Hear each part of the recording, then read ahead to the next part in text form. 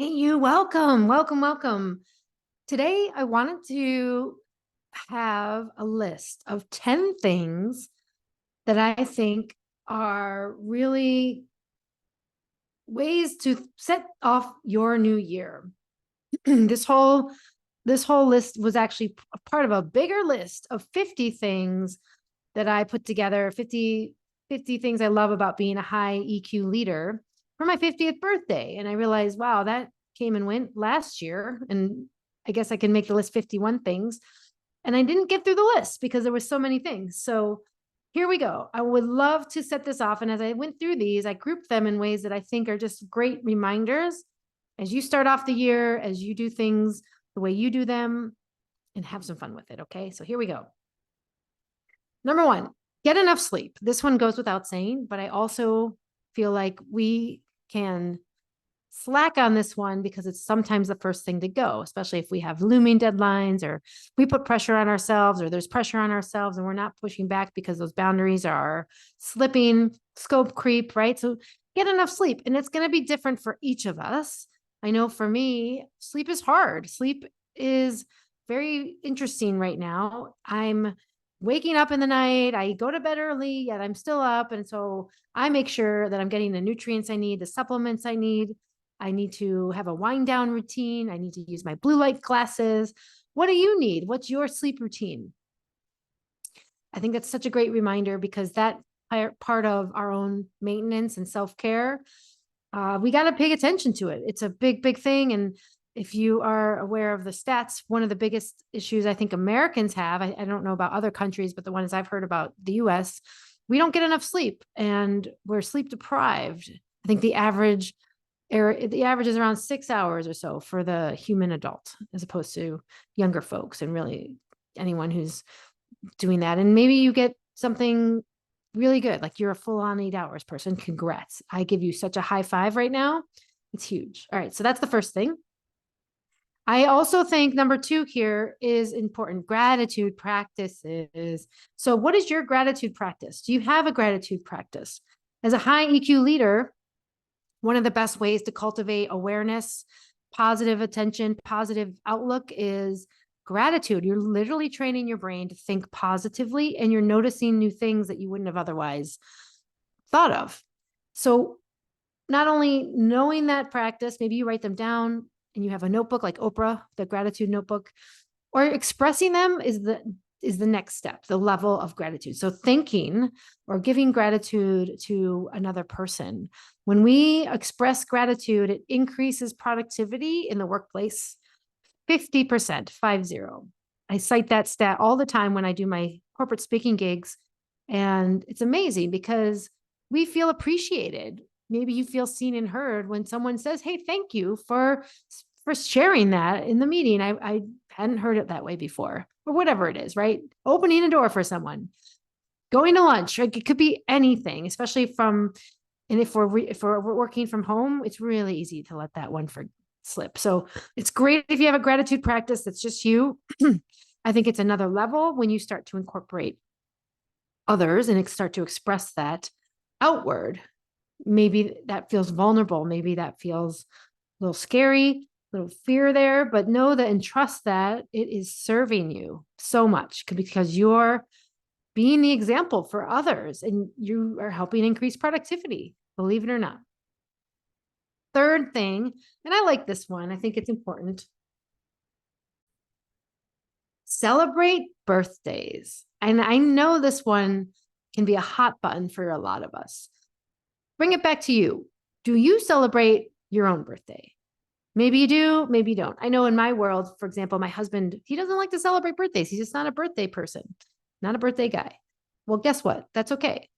But what about other people's birthdays? Maybe you know someone who does like to celebrate their birthday. Here's the thing, and this is my own belief, but why would we not celebrate you, your unique you-ness? There's only one of you in the 8 billion people on the planet, maybe the universe, which could be any bigger than that, with all the other things going on in our bigger, big universe, millions and billions of stars and galaxies. There's only one of you. And And think about your team if you're a manager or a leader in one way where each person on your team has a birthday, and celebrating them is a gratitude practice in itself. And there's joy there. We can come together, and it also adds and enhances a lovely culture. I know I've had experiences in my corporate world where we did monthly get togethers and we had a cake for the month, right? And that could be even pitched in, right? Everyone pitches in $1, you get a $10 cake or $2, or you have a quarterly cake if it's not that big of a place, an office. It's such a fun thing. And you might just be singing happy birthday. It doesn't need to have cake. You could just allow that birthday to be there. You can also have a list of the birthdays of the month. For example, you have a list that someone types up that is the birthdays, and there's 10 people on there with the birthday day. And that's posted or available for someone to see it. Maybe it goes out in an email. Maybe I love it to be actually physically printed and hung up if there's a physical office space. And you get to remind yourself, oh, that's so-and-so's birthday. That's Jane's birthday. Happy birthday, Jane. And you could wish them a happy birthday or give them a high five or whatever it is. And if you're one of those folks like my husband who feels like you don't need to celebrate your birthday, there's nothing wrong with that. I would just be curious about it and say, well, what if I celebrated this year? What if I let people that I know wish me happy birthday because I decided it was okay to have a birthday and be celebrated? There are beliefs that each of us carry that may be influencing that. We might think, okay, I don't really need to take the time out. I'm just fine as is, and I don't need to celebrate. So that's fine. That's all good. Nothing wrong with that. Remember, just to get curious, like, well, what if I did something different? That's the growth mindset. That's the idea that we can start to generate. And I encourage you to try it. But I think it's a great way to be a high EQ leader so that your awareness of others and practicing that gratitude can really serve. And think of it like that. It is a service. It's not doing anything else. I think there might be some beliefs in there potentially around doting on someone, right? Like, oh, like I don't need this attention. Who has those beliefs? That's okay. Just notice those are beliefs. Doesn't mean they're true, meaning they're not accurate. They're just what you particularly believe. But my guess is if there's someone who just loves to celebrate people, and that has to do with personality. I know I'm one of those people. I love to celebrate people. I love to wish happy birthday, and I love my birthday. Then I think that that's okay. And it just leads to being seen and heard, and new beliefs can step in and kind of make themselves present, being like, I'm okay just to be as is. And my birthday's good too. But that's a great one, I think. Number 4, use your time off. As a high EQ leader, chances are you get at least 10 days off in the year, vacation days. Maybe there's sick days. Maybe you have unlimited days. You're one of the lucky folks who gets unlimited days. Use it. Use your PTO. I just finished reading this book that I loved. I'm going to have a whole nother podcast episode on it. 10X is easier than 2X by Dan Sullivan. Talks about high performance leaders who are transformative and 10X their businesses, take and schedule 150 days off a year. Brennan Bouchard, another high performance motivational speaker, author of 8 books at this point. My brother's in his program and uses him as a coach. He has a whole calendar that's set up for days off as of the first week of January. He knows exactly where he's going to be and what he's going to do for the rest of the year. And he takes those days, and they are days that are very, very important to his high performance days that are also on the calendar. So remember, you're not doing anyone a favor by shunning your paid time off. If you can take it, try it. Pause on those days, disconnect, have a digital device pause, and just do whatever you want to do. Maybe you just do nothing. Maybe that's also really good. Maybe you sleep all day and you catch up on that sleep from number 1. But just use your PTO, please, please. And then you set the example. If you're leading a team or a company, people will know it's okay to disconnect. And that is so, so important from a well-being standpoint, from a productivity standpoint, from a longevity and retention standpoint. from a everything standpoint, I feel like.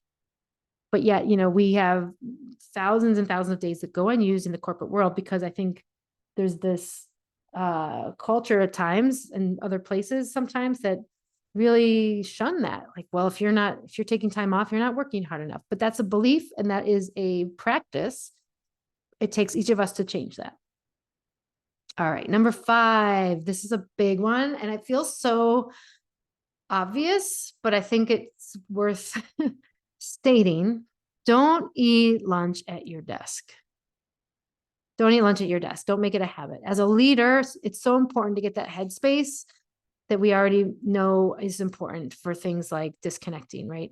And here's the thing, it's so easy to eat lunch at your desk, especially if you're working remotely and doing something else. So stick to it as a plan. Of course, that's the rule, not there's exceptions to that. And as I look down at my turkey and my bread on my desk, and I'm doing that because my house is a little occupied right now and I can't use the kitchen. So there you go. But that's the exception, not the rule. And make it a rule for yourself. If you don't have a 2024 resolution, I used that one for at least 2 years in the corporate world where that was my resolution. And it worked and it was really good. And I think the days go easier, smoother, better. I feel disconnected when I can. And that's what's really important. Number 6, when you are a high EQ leader, people want to be around you and seek out your guidance. How about that, right? So you are in demand because you're open, you're aware, you are connected to yourself, you know how you feel. And you probably, my guess is, create an environment where you're approachable. So know that the people who you serve and who are around you want your guidance. So you could listen to them, you could offer that guidance. And there's a difference between guidance and advice. Yeah. What's that difference? Advice, I feel like you're telling someone something. Well, if you want my advice, da da da da da, right? Go to this deli, not that one. Guidance is sought out. Hey, what do you think about this? Do you think this would work? Do you have any ideas here? You kind of shoot stuff around, batting things around. You can come up with co-creating ideas. It's like a brainstorm session. And you could offer your own experience. I think this is a big one we really overlook a lot. So you could share what you've done in the past. And that's a really big step where you could say, well, if it's helpful, I'm happy to share what I've done in this situation, right? So you're getting permission to share. You're not telling them what you've done and bringing it back and talking about you, so to speak. But know that people seek out your guidance as a high EQ leader. And that means maybe you are available for having and providing guidance. Maybe you have office hours. Maybe there's examples from your own experience that you share or offer as ways that other people can learn and grow. I love that one. All right, number 7.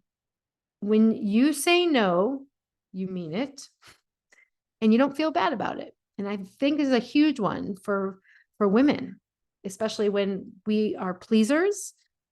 Traditionally, maybe there are other folks, right? I'm sure men as well can relate to this, but I think especially as women, we're conditioned to serve and put people before ourselves.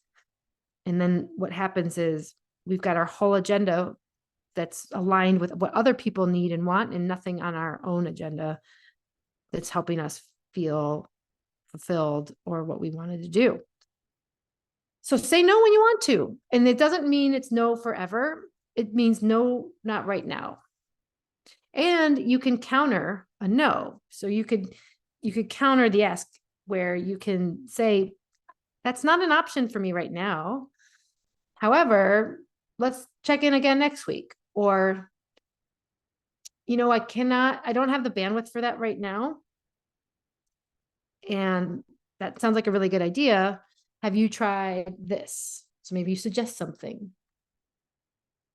So that's the part about it that's the high EQ leader, is that you are putting up some guardrails for conditions and you're setting the boundaries that you need. And if you just say, okay, I got it, and then you're resentful, How is that serving you as a high EQ leader? Maybe you're getting more done and you look good and you feel accomplished, and that's a great thing. Keep in mind how often you do that. Or is that wearing into things that really do bring you more joy that might not be the same?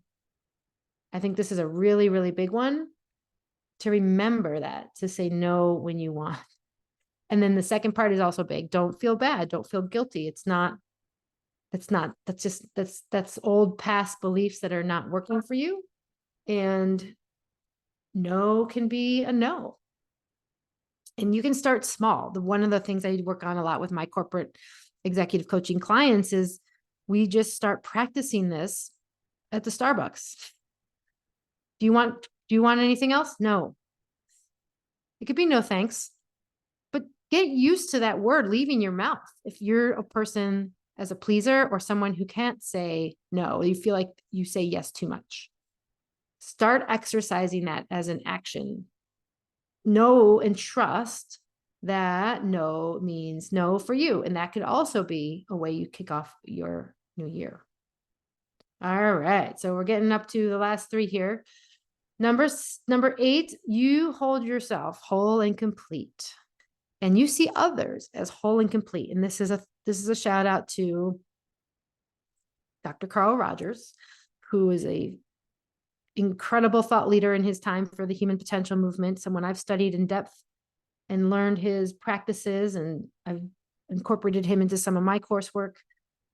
And the thing is, one of the ways that we cut ourselves off at the knees or cut ourselves short is that we don't think we're whole and complete. We judge ourselves. We say, oh, I wish if only I had this, or, we do it all the time with our bodies, I think, as women, myself included. And remind yourself, as you're in a meeting or you're on a Zoom call looking at this person, you say to yourself, this person is whole and complete. This person is whole and complete. And just notice what happens. Do you feel calm? Do you feel connected to yourself? Do you judge that thought? Be your own experimenter and try it. I think this practice is a game changer. All of a sudden, when I'm focused on someone as whole and complete, or I remember that I'm whole and complete and remind myself, I'm no longer a critic. I'm no longer using my mental capacity to think of things that are wrong, right? All the things that kind of can show up. I love that one. And thank you, Carl, for that one. Number 9, this one's just really good. It's all about confidence. And here's the thing. I think confidence is a result of when you feel authentic, because you are showing up as you. And when you're real, right, that means you are in alignment with how you feel, what you're thinking, and you share it, you express it responsibly.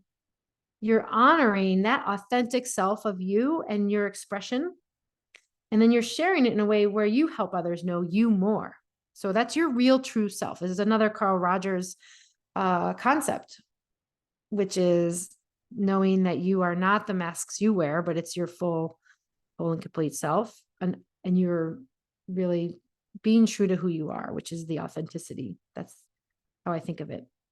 And so if you're wondering or struggling, if you're wondering about how to be more confident or how to show up more confidently, it starts with your inventory of you knowing, what do I, where am I in and out of alignment?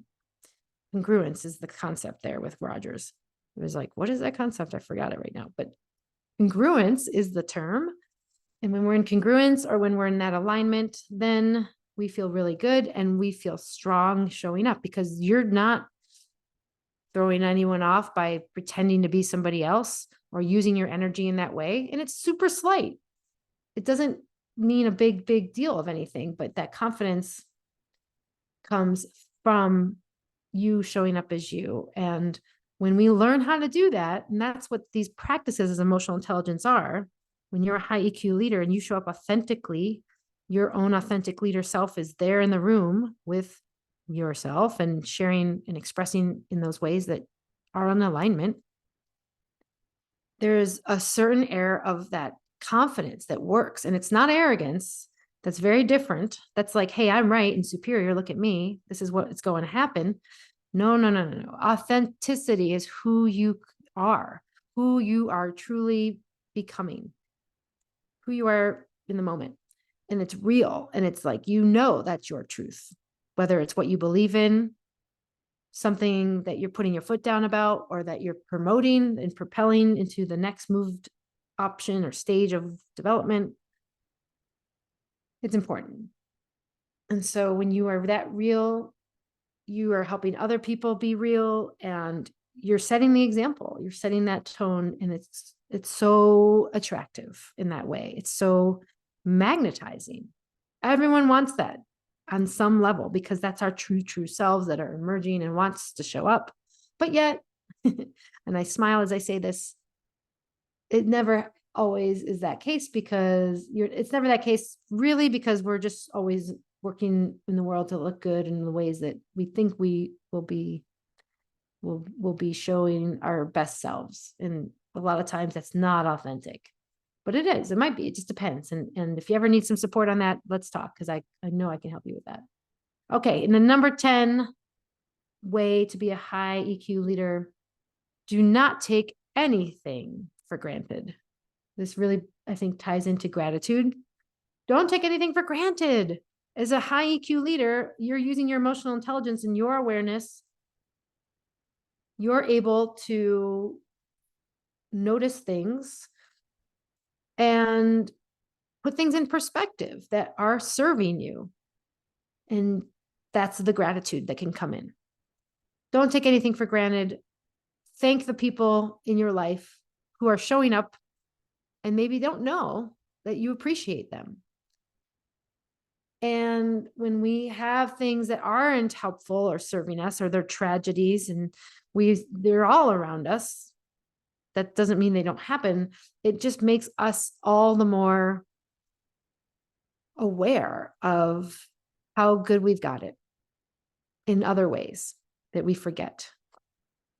So don't take anything for granted. And I think that that's a great note to end on, in these 10 ways to know that you're showing up fully as a high EQ leader, and what you can really, really love about this place that is highly emotional intelligence leadership self that you are becoming and that you've established for yourself. And it's a ongoing, evolving process. I think all of these things are really worth checking in on, and maybe you just give yourself a little inventory check. Here we go. The top 10 recap: get enough sleep, have a gratitude practice, celebrate birthdays, use your time off, don't eat lunch at your desk, be available and know that people want your guidance, say no, hold yourself whole and complete, be authentic and real. Your confidence will come from that. And don't take anything for granted. Enough said. Thank you so much for tuning in. And I hope that this was helpful for you as you think about what you could be doing different this year, what you might want to be focused on. And I am so excited to support you in that, my dearest high EQ leader. We'll see you next time. Thank you and goodbye. Have a great day.